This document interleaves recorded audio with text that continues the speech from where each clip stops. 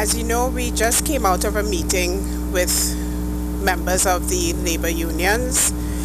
There were about 18 members of the unions there. There were 6 ministers and the prime ministers who were present. The members of the union are the ones who asked for the meeting, and they walked with their agenda. The agenda essentially was as follows: to discuss Petrotrin, the daily rated pension, negotiations, including outstanding negotiations for different periods of collective bargaining that have not started, and non-payment of arrears, and the issue of retrenchments. As was anticipated, the main issue on the agenda was the issue of Petrotrin. And ladies and gentlemen, I'd like to bring to your immediate attention that at the end of the meeting, the decision was that we have agreed to disagree. The government has been very clear in its analysis of what has taken place at Petrotrin, and what we have said in the meeting and what we have continuously said is that the issue that is before us is the closure of the refinery. Petrotrin as an entity is existing, but the refinery is what has been found to be the problematic issue for the government of Trinidad and Tobago. We have reiterated the point on more than one occasion that the refinery is a loss-making entity, and what the analysis has shown is that where we should be heading is in ensuring that exploration and production is the area in which we will find the best solution for dealing with what is taking place at Petrotrin at this time. Interestingly, the leader of the OWTU made the point that they had brought certain issues to the board of Petrotrin, that they have had discussions with the board of Petrotrin, and that where they are now is that they want the government to re-examine its position as it relates to the decision to close the refinery. The government is firm in its view that that decision cannot be re-examined at this time, because we have looked at this situation for over a year and a half, and now is the time for us to make the move to ensure that the hemorrhage that has been taking place at the refinery does not continue. The unions were of the firm view that they wanted a return to the table with regard to the decision that had been taken by the government of Trinidad and Tobago. They made the point that they had even brought their analysis to Solomon and Associates, which were the experts who were looking at this entire situation. It is interesting to note that we had heard previously that they had not been given an opportunity to do this. But today at the meeting, we were told that they were given the opportunity. The government of Trinidad and Tobago has said that every opportunity would have been given to the union to participate in the discussions, and the union did admit that they did participate in discussions with the board. And today they wanted us to change our decision. We reiterated that that was not on the cards, because if we continued with this situation, we would be losing at least $2 billion per year in the refinery business, and that the only way forward was ensuring that we upheld the decision to close the refinery, and that the opportunity will be given for the exploration and production to continue, and that was where the money making would take place. In addition to that, the Prime Minister was firm in his view that what should be taking place now is a discussion between Petrotrin, the board of Petrotrin, and the union on finding the best way forward for the workers of Petrotrin. As was stated on Tuesday night, our objective is not to put the workers in a position where they feel that they have been put upon.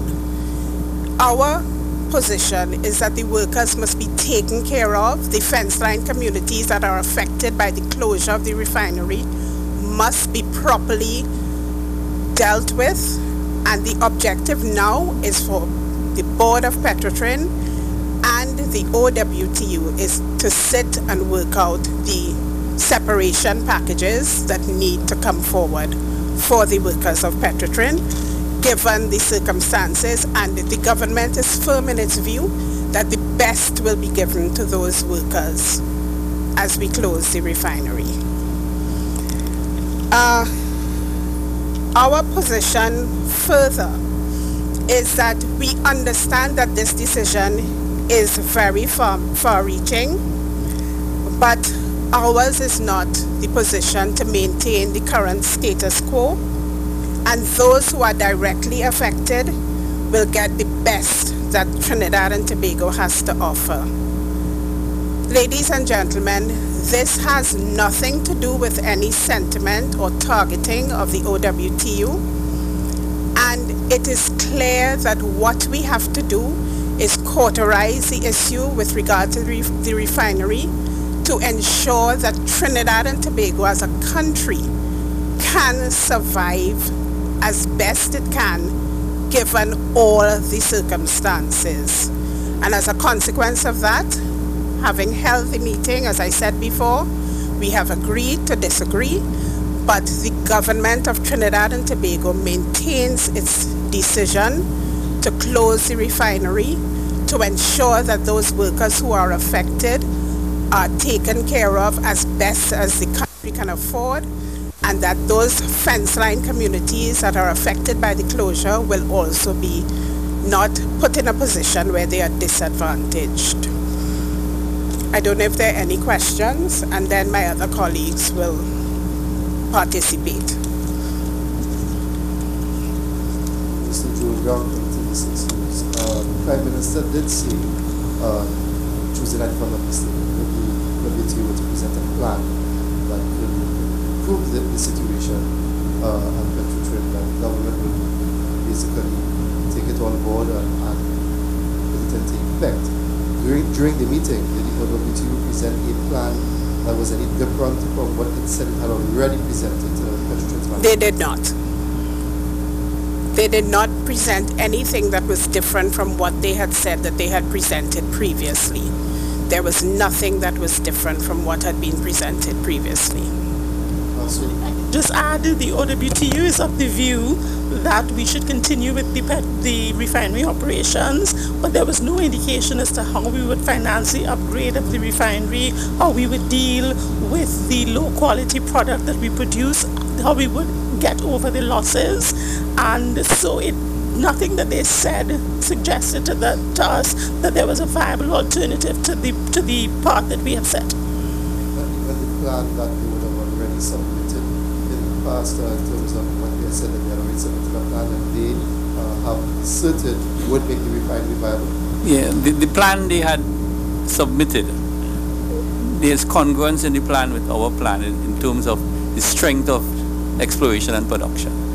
They had that in the plan, we concurred, we had that in our plan, and most of the investments now will be in exploration and production, and I don't think there's an issue there.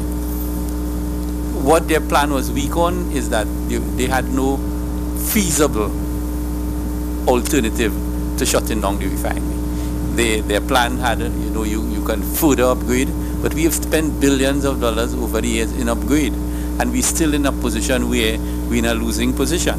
So nothing in their plan brought any sort of profitability in the future or at present with regards to the refinery. So obviously, and based on other expert advice, the only option the country had was to shut down the refinery, because with a closed refinery that is hemorrhaging money, we will now generate sufficient cash flow and working capital from the exploration and production side to refinance all the debt profiles of the company and show the bankers that you can repay it based on the cash flow from E&P. So what that has done, it has hopefully saved the state from having to become a major guarantor.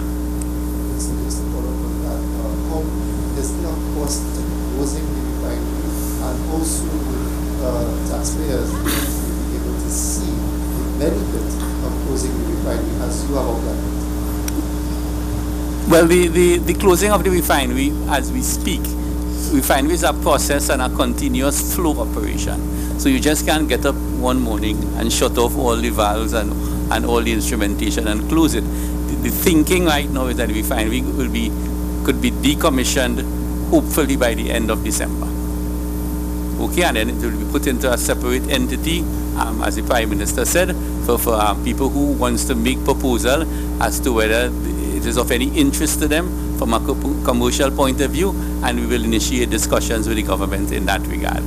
On the exploration and production side, we plan to raise some capital, either internally through the company or with possibly some borrowing or some foreign private capital to start a major drilling and reinvestment program into exploration and production, because what we have to do, the only way you make money in this business is to produce more oil.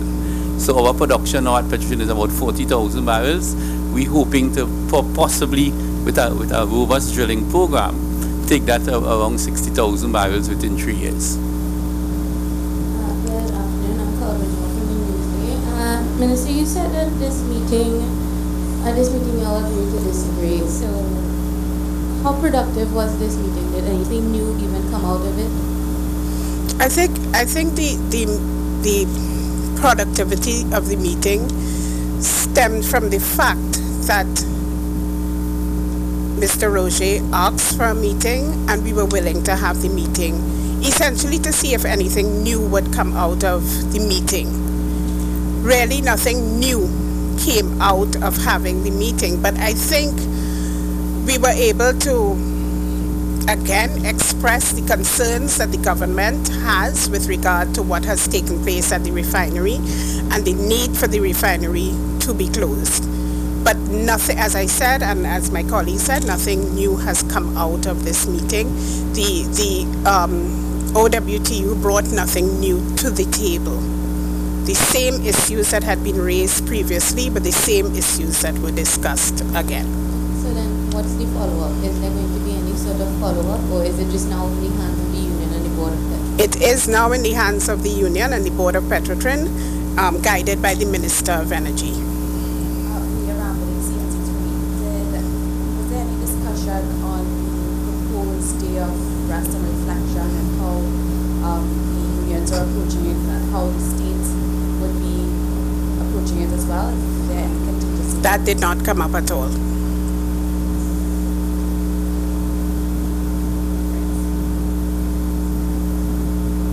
So the conversations today with the labor leaders just focused on the issue of Petrotrin and nothing else? Yeah, as I said, they walked with their agenda, and the agenda, I repeated, was number 1, Petrotrin. Number 2, daily rated pension.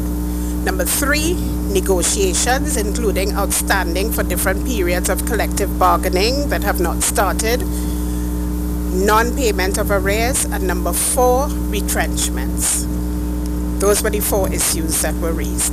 But I can tell you, in the main, the discussion was about Petrotrin. The other issues were also discussed. So is the government particularly concerned about what will happen tomorrow, in light of the fact that you have said the government and the union leaders have agreed to disagree, and they are calling on workers to have a day of rest and reflection tomorrow? No, the government is not overly concerned. That is a call that the union leaders have made. Their members will decide what they want to do. If they want to adhere to the call, we are ready, and that is the position of the government. Can you elaborate a little bit on what plans you have then if you're ready? Well, we have to wait and see what happens tomorrow. If people actually stay away from work,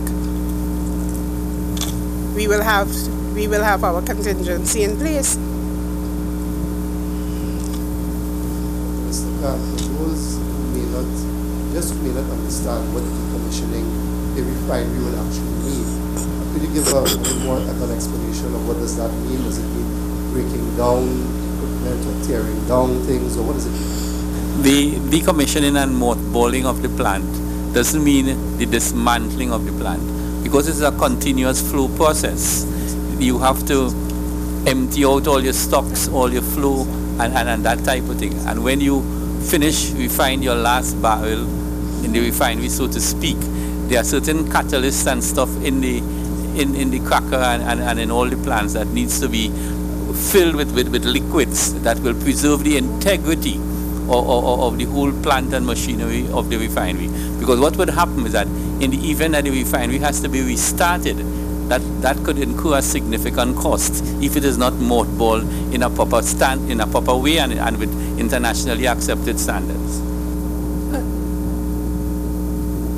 No, remember the Prime Minister said it will be put into a package, and people who want to offer, because it is a plant, there are some new plants there, some old ones, there are unprofitable ones, but what I'm saying is that we wouldn't leave the plant to rot.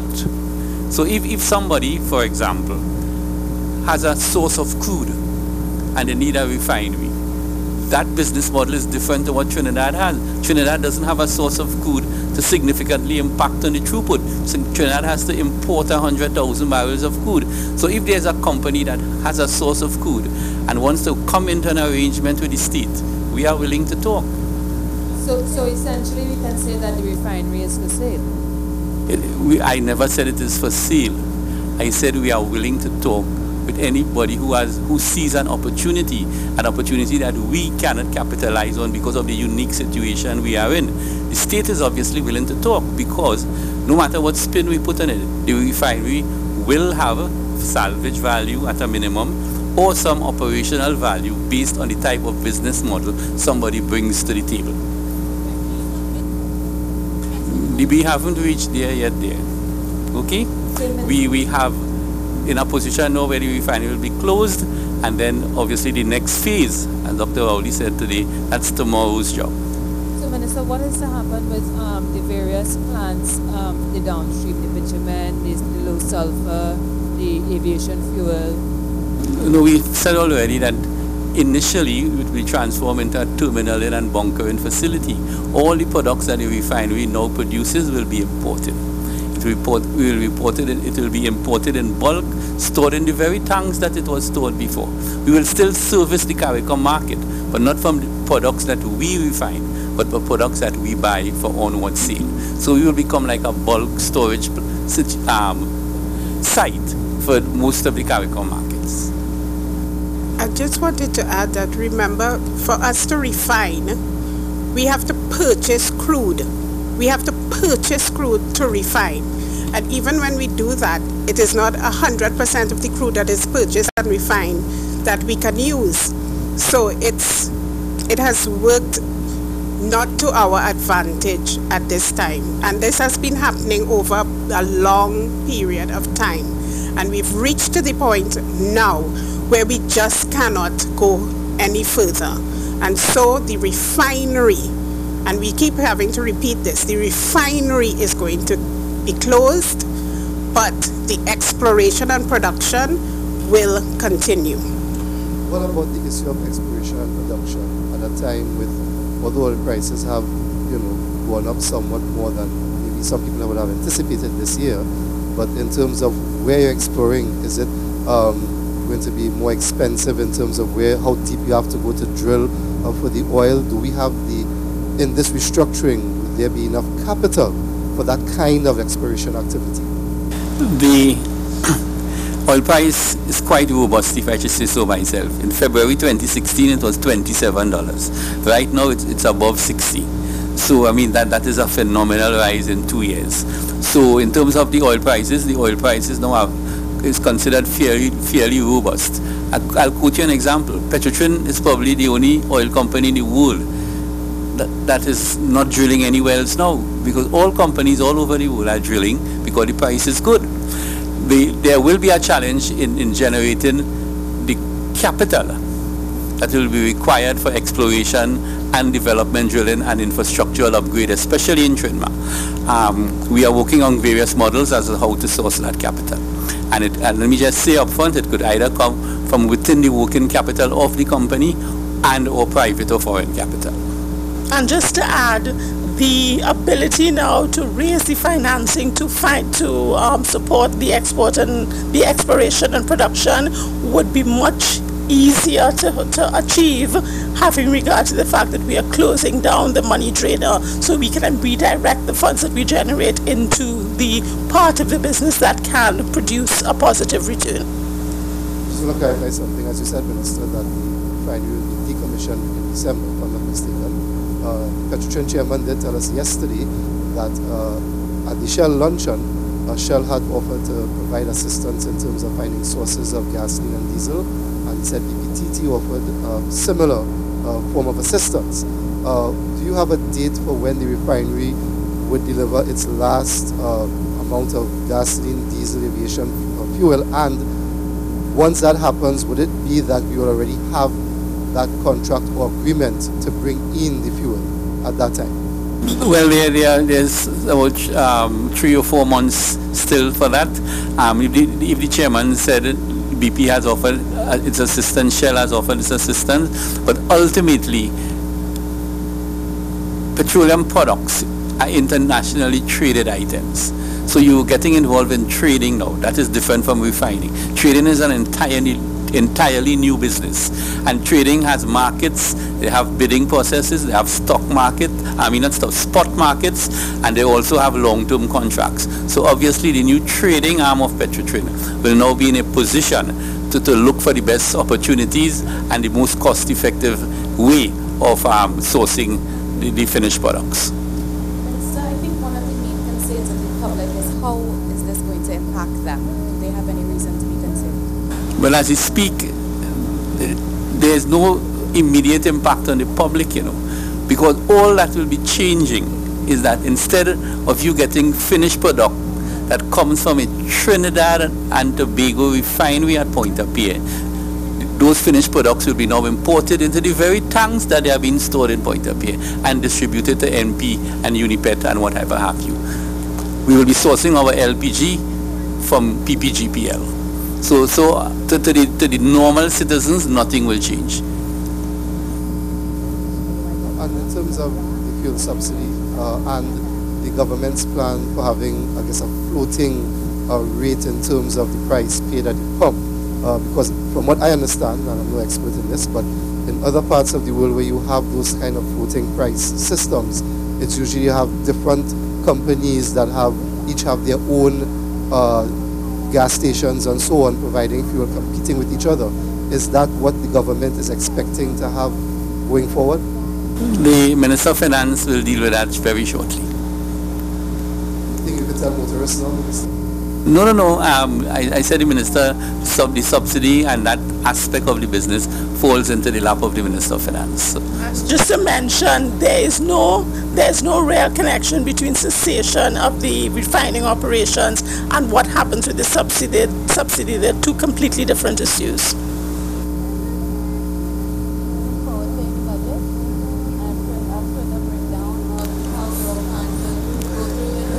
Well, I'm in the same boat like you, I haven't seen the budget. Same. I am working with the Minister of Finance on the budget, but I am not at liberty to say anything at this time. What is the government's message given this latest meeting with the unions and so on to workers at Petrotrin in terms of, and the Prime Minister had said in terms of that it will be taken care of and whatnot, but what will be the latest coming out of this now that the government is now definitively saying the refinery will be closed, 1,700 permanent jobs will now come to an end at that company? Okay, I am grateful for the opportunity to repeat that yes, the refinery will be closed, but as the Prime Minister has said, This is not a situation where we are targeting the OWTU or any other union for that matter. The situation is one that cannot at this time be avoided. We have come to this pass, and the government has to take a decision that will affect these 1,700 workers. But if we do not take this decision, it will affect 1.4 million citizens of Trinidad and Tobago, and the government has to protect all citizens of Trinidad and Tobago. We empathize with the workers. We sincerely empathize with the workers, and we understand that this is not an easy situation for them to be in. But we are of the firm view that OWTU and the board of Petrotrin, led by the Minister of Energy, will come to an arrangement and an agreement for the severance that will be the best that this country can offer to the workers at this time. Our empathy is with the workers, but it is a situation that we can no longer avoid. Sis, do you feel that today's meeting was important and useful, or did you walk away feeling as though we have heightened tensions? No, I did not feel that it would have heightened tensions. As a matter of fact, I think that perhaps some of the other members of the labor unions who were in the room had an even better understanding of what exactly is taking place as it relates to Petrotrin and the refinery. Because a lot of the information that has been coming out is that it is Petrotrin being closed, but it is the refinery that we are dealing with, and it is not Petrotrin that is being closed. And I really got the impression, based even on what the other discussions elicited, that there was a better understanding of the government's position and even of OWTU's position. But at this time, as I said at the start of this press conference, we have agreed to disagree, but we have to take this decision. It is a bitter pill to swallow, but it is the best medicine at this time. Right, just to clarify, you keep saying at this time, is there a possibility that at another time, if circumstances change, the refinery can be reopened? I'm saying at this time because it is now. We have had to take this decision now. This is a decision that has been looming for many, many years because the refinery has been in a position of loss for many years. But we have not reached to this point until now, and we must take this decision if we are to protect the rest of the economy of Trinidad and Tobago. And just to remind you, in addition to undertaking to provide as attractive a package as we can to the workers, we are also mindful that the people working in the environment, the other people supporting the Petrotrin Refinery, will be impacted. So the government has also committed to allocating a significant portion of the PSIP budget for the next year or two to support San Fernando and the environments so that we can cushion the blow to the rest of the community that will be created by this action. What about a point made by OWTU leader Mr. Roji that once we begin importing fuel, gasoline, diesel, aviation fuel, and so on, in a sense we could be beholden to whichever destination it's coming from. If they have any political instability or any other issues, is that something that should be of a concern to the motoring public? We will be importing the equivalent of 25,000 barrels of finished products per day. The world trades about 7 million barrels of finished product or more per day. That is a drop. So international politics would not affect that significantly small volume in any way. So if there's problems in Venezuela, if there's problems in Colombia, if there's problems, there always is a market for products. Most of the refined products in this part of the world come from the Gulf Coast of the United States. There are mega refineries that process 1 million barrels of crude per day. at a very economical cost. Their margins are positive, and that is what is changing the business of refining, because it is a margin business. And those mega refineries and those very profitable refineries out of the Gulf Coast of the United States is an immediate source of supply. I think, Minister, I know the issue of storage is something that we may have brought up before. So is that something that now would be an integral part of the restructuring of Petrotrin issue? Storage of goods to ensure that there are no issues in terms of supply, not that we will have to import the fuel? Yes, most definitely we have in fact we will have surplus storage, but you understand you just have to know what is the optimum inventory you want to keep, because remember, the more inventory you keep is the more money you have tied up inventory that is not generating any income for you. So once you have a stable market, you have a stable source, you have a reliable long-term contract for a supplier, your inventory levels will be managed to suit. So that's not a big issue at all. The WTO has also been stating that the plan would result in all of Petrotrin's workers being dismissed and then reapplying for whatever would be the smaller, leaner, I guess, Petrotrin, if you want to call it that. Does that mean then that once those vacancies become available with the restructuring in a smaller Petrotrin, would it only be the persons who were at the refinery would get the opportunity or to reapply, or is it that anyone then, outside of Trinidad and Tobago could apply for jobs at the new Petrotrin? The thinking at present is that anybody can reply, but we will use our best effort to re-employ as many of Petrotrin and or the company's former workers. Could I just indicate that this is an issue in terms of re-employing workers. This is an issue that has been discussed by NTAC in terms of the severance, the Retirement and Severance Benefits Act and the Industrial Relations Act. And that is one of the issues that has come forward as a discussion in NTAC, not specifically in relation to Petrotrin, but as a general principle. And what has been the general thinking and what has taken place even now is that once a worker has the specific skill, once he would normally be the one that is most likely to be re-employed because they already have a skill and the employer has a relationship with that worker. But that is something that has been discussed at NTAC, but as I said, not specifically in relation to Petrotrin, but generally. We have discussed, of course, at great length the issue of Petrotrin's debt position.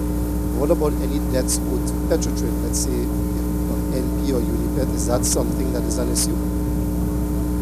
No, that is not an issue at all, because the state subsidy is paid to NP and NP passes it on to Petrotrin.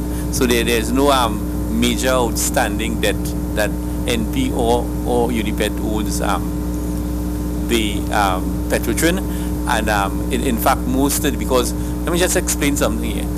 Petrotrin sells fuel to NP and Unipet at ex-refinery prices. There's no subsidy there, so they get market value for their products. However, NP sells at the pump at a reduced price. The state makes up the difference.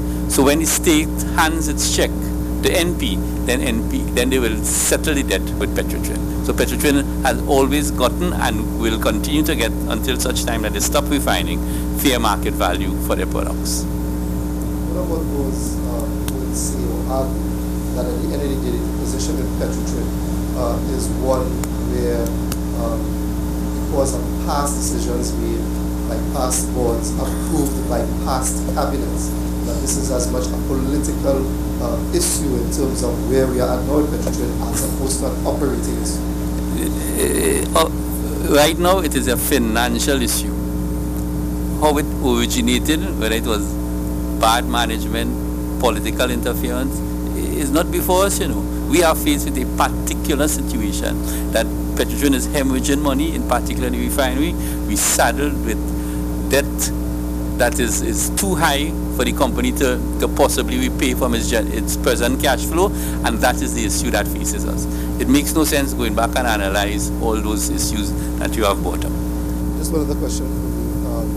what about the impact of the Petrotrin restructuring exercise on Caribbean airlines? Is it that Petrotrin used to supply the aviation fuel? If it is being imported, then what impact would that have on Caribbean airlines and cost of tickets, airfares from Caribbean airlines? As I said before, no difference.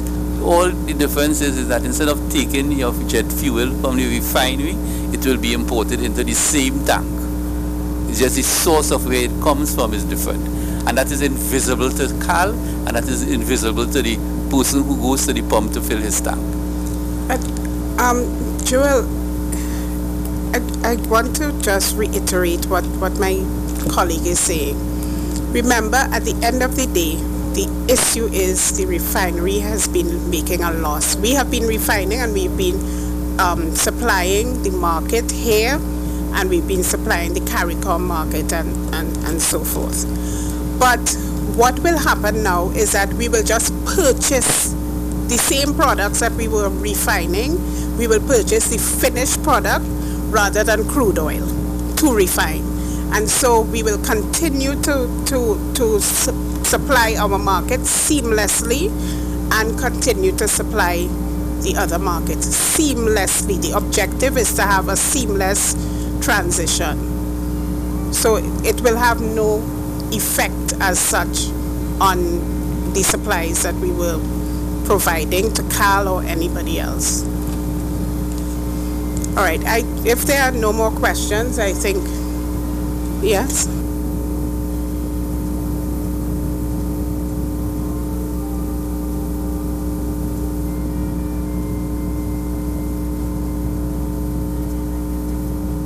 Crack at that.